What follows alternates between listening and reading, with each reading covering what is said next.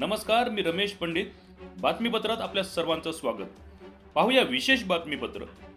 परभणी येथील घडलेल्या घटनेच्या निषेधार्थ हिमायतनगर शहर कडकडीत बंद. समस्त संविधान प्रेमींचे आभार.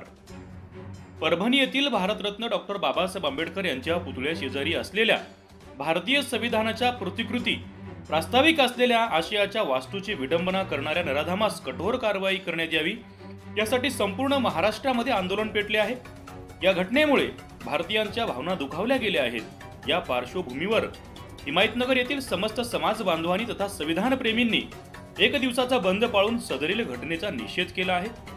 समस्त समाजाच्या वतीने IPS अधिकारी तथा DYSP शफाकत आमना व तालुका दंडाधिकारी टेमकर मॅडम यांना भारतरत्न डॉक्टर बाबासाहेब आंबेडकर चौक या ठिकाणी निवेदन देण्यात आले.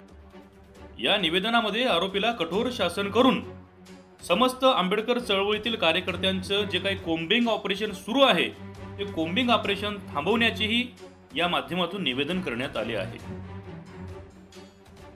यावेळी सामाजिक कार्यकर्ते सुभाष दारवंडे तथा दिलीप राठोड यांनी आपली मनोगते व्यक्त केली.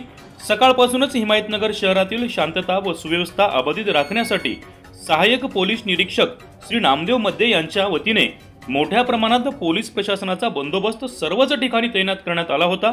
शहरातील संपूर्ण व्यापाऱ्यांनी स्वयंस्फूर्तीने आपली प्रतिष्ठाने बंद करून निषेध व्यक्त केला. हा यशस्वी बंद घडवून आणण्यासाठी सर्व संविधानप्रेमी व समाज बांधवांचे सहकार्य लाभले.